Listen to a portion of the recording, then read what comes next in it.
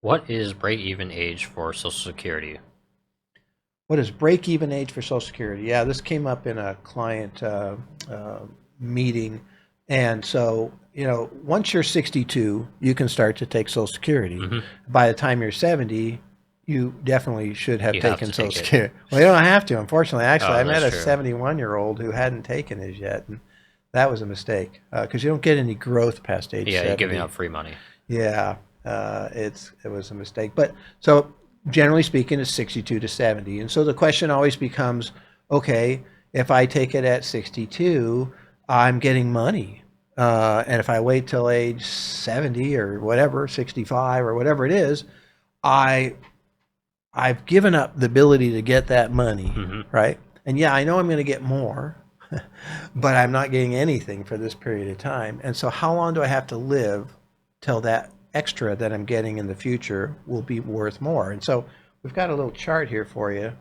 Let me share my screen this way so we can all see it a little bit better. Okay, lots of numbers here, but just real simple. I'll point out the stuff that matters. So here's a hypothetical person who is thinking about taking it at age 67 versus taking it at age Yeah, his 70. full retirement age Right. versus 70. Yeah, full retirement age is just used to always be 65, right? My father's was 65, and now it's a different number because they moved it back and they had a Yeah. phase. You could have 66 in 1 month, 66 in 10 months, or 67. So 67 is the farthest one. They may change that again, and I Yeah. wouldn't be surprised. But so let's say full retirement age for this person at age 67, or take it at age 70. And so if we look at, I put some arrows on the two columns that matter. Hmm. If you look at the first one, the green column there, you can see there's money coming in, 30,600, and then there's more money coming in. Now we're up to 61,000. 3 years later, 93,000. So by taking it early, they got $93,000 more than the other column, which has all zeros, Yep. right? So they didn't get anything. So that's the question. I'm giving up $93,648 on this projection, Hmm. and I know I'm going to get more in the other one by waiting. Okay, so just to be clear, when you wait, you in this particular case, full retirement age and beyond, you get an 8% increase in your Social Security each year that you wait. It's Yeah, so you can kind of see that difference. When he takes at 67, his monthly amount is right, $2,550 right. versus 70, it's $3,496. That's So right. you can see that difference there. That's a massive difference. That's just 3 years. You also get the cost of living increase Yeah. in there also, which has been really high lately. So even though you're not taking it, you're still getting the cost of living increase as if you did. And there's other advantages too if you don't need the money, particularly.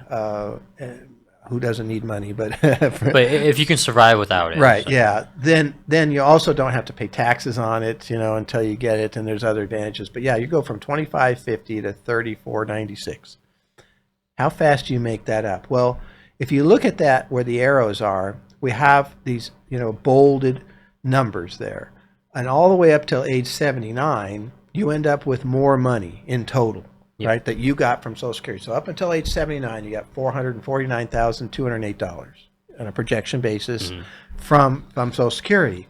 And at age 70, you're at 445, 411 if you took it at age 70, right? At age 79, you got that much in total. But then it crosses over. And so the break even point for this person is age 80, Hmm. right? And now, the life expectancy for somebody who's already 67 is past age 80 Yeah. on average. And so on average, this particular person would be better off waiting till age 70. Yeah, for this life expectancy that this program has set on average for a male is 84 years. So Yeah. you would, by delaying, you would actually make that break even. Yeah, and so you got more money coming in totality for your life, and I mean, it really kind of adds up, and so, we've run into a few cases where, because I don't know, 58% of Americans take Social Security at age 62, Hmm.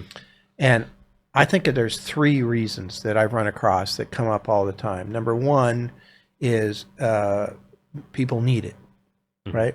They can't afford to not have it. They don't have any other resources. The average 65-year-old doesn't have much money in this country. Yep. So the average person, when they can get free money from the government, is going to take it. Yep. Then there's another group that is worried Social Security is going to go out of business. So they want to take what they can take while they can take it. And, you know, my father was one of those people.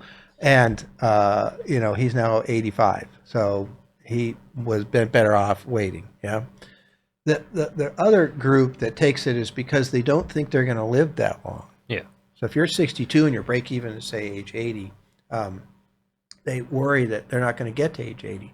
Maybe because they have some health issues that they think. Yeah, family history or something like that. Or yeah, they already have something that's, you know, that they've been getting treated for, and, you know, taking it early. To me, that makes some sense. It's the one argument to take it early, if you don't think you're going to get to the break-even age. And maybe you do, and you're wrong, but still, that's a factor that I pay more attention to than Social Security going out of business. It's not going to go out of business. I think if Social Security changes, it's going to be for the younger generation. Yeah. They're not going to allow people who've planned around Social Security to fail, essentially. Yeah, I don't believe so at all. You know, I take a class on Social Security, and it's always kind of funny. They have these different headlines and magazine covers that they always bring up. And back in 1941, there was a Time magazine cover saying Social Security is going out of business. So it's been going out of business for a long time, and it's still here, still going. And that's a question that comes up all the time. I mean, people believe that as if it's fact. But the fact is that it's too easy to fix. Will they change Social Security to make it so that it continues to go? And do you get less benefit because of that?